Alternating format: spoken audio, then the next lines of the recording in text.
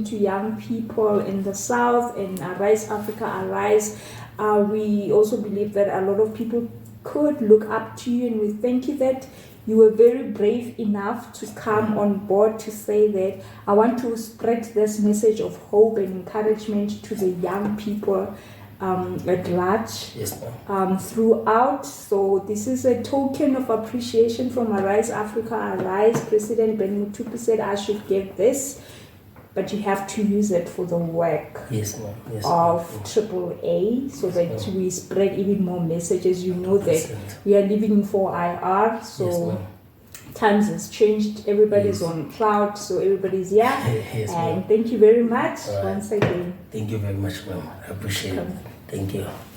Please do not forget to subscribe on our YouTube channel. Please also visit our social media in Facebook. Our Facebook handle is Arise Africa Arise. Our Twitter is Arise Africa Arise without E.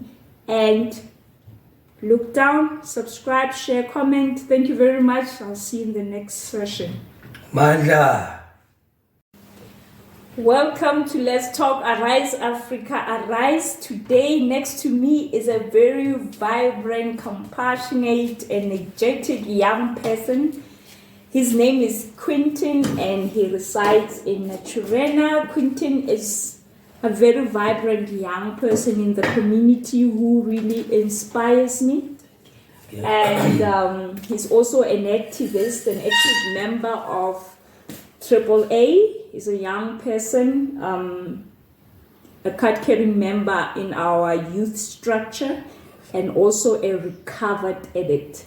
Quinton, this afternoon I just have a couple of questions. I'm not going to ask you about politics or Arise Africa whatsoever, but I'm going to just go into your life. No problem. If that is okay. Nah, no problem at all. Thank you very much. Thank you. So Quinton, can you tell me about your experience with drugs and when you first started using them? Alright, let us start by saying good afternoon to everyone. Good afternoon to you, ma'am. I go by the name of Quinton Pito, an ex-druggie, if you can, that's the term we're using nowadays. How I started off was with friends who went out clubbing at a place. I don't think sure. Can I mention the name of the places? Yeah, you can. I went to a place. You're promoting them in a way. So we went out to clubbing to a place called Tebu, which is in Midrand, and we drank a lot. So I was at a point where I was supposed to drive back, then I couldn't drive back. So this friend of mine offered me a line. We call that a line. Put it on top of a phone, used a card. He made me a nice long line. He's like, no, don't be shy, just put it up your nostrils. And only to find out it was actually cocaine. And I hit it, and I was sober like a person that's normally living, normally active, like a normal person, if I can put it like that. That's the first time I had started drugs, and this was 10 years ago. Yes. Okay, so that's the first line. You just knew it as a preference of a particular substance called the line. Yes. Wow. Yes. So can you describe the reason or circumstances that led to you to start drugs? After having that line, I was sober as a person. I could function as a normal person driving behind the steering wheel. Then I thought, actually, this thing's not harmful.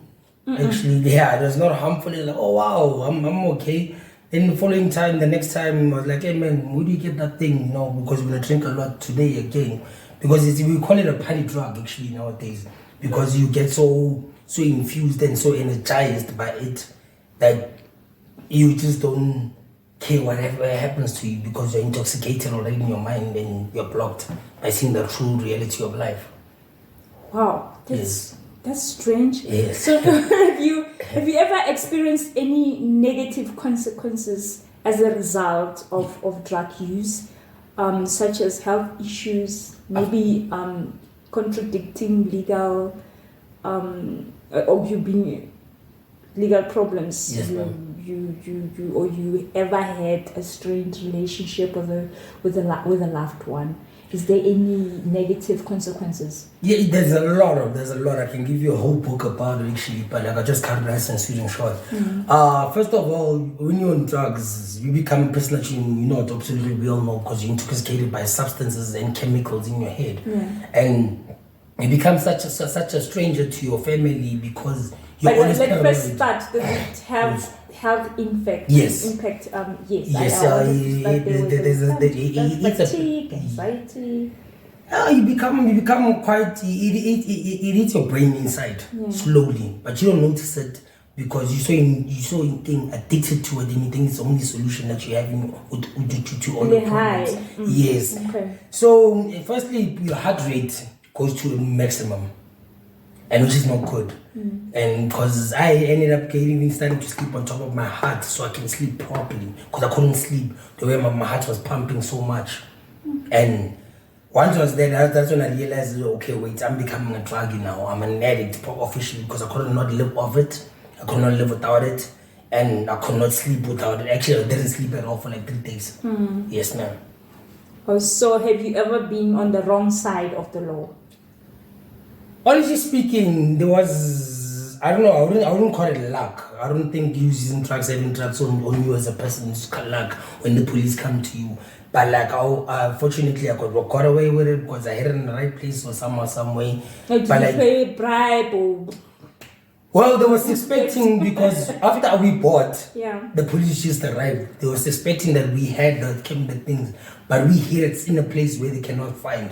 So that's how I wouldn't say it's luck. It was just my highness trying to make myself feel conscious about myself and just using my brain because you think faster. And I wouldn't say intellectual. No, you're not smarter than anyone. It's just it's luck, I guess. So yeah, I encountered the police and I hid it in the right place. But I once bribed the police who caught me with the bag and actually took my bag and still took my money. Yes. Yeah, South Africa. Yes. So how was your drug addiction affected your who sponsored your habit, and were you working at some point? Yes. What happened? Can you take me through that journey? I was working. It was a family business actually, but then again, it's due to COVID. It actually things sidelined for me, and I had to be cut off because I was also not like active as I used to be because of drugs. Yeah. You understand? So it has a lot of impact in our lives where we lose a lot of things and we lose a lot of trust from people that actually do care and actually are trying to help us as individuals. But now the highness makes you think you are better than all those people and you know better than the person that's trying to help you. Yes, ma'am. So have you ever tried to quit or reduce the drug use, and how did that affect? Was that a challenge for you? It was a challenge, yes, absolutely, because I was surrounded by people who use it amongst my peeps. And everyone was just financially stable, you understand? So it was always there. There was nothing we can cry about, just say, no, we can't. But we got to a point where Corona hit us, where, we all had to separate and go separate ways. That's when, when you're alone, you start thinking as an individual, oh, wait, I actually like so Mari. I don't have the capacity to get it. So you have to what?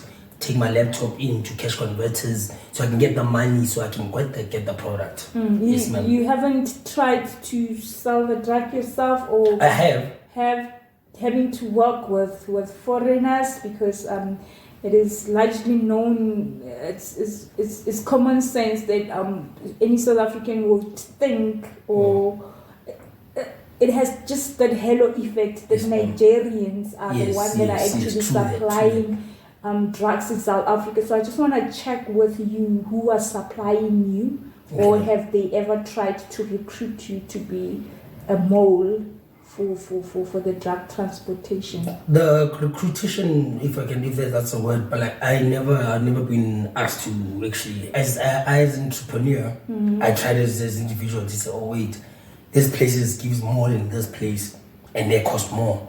So what I would do, I'll just buy a gram, which is like 5 grams, and I chop it up myself because I've seen how they do it in movies. That's where all the influence we get from as a youth, our social media. We see our rap stars, our artists living that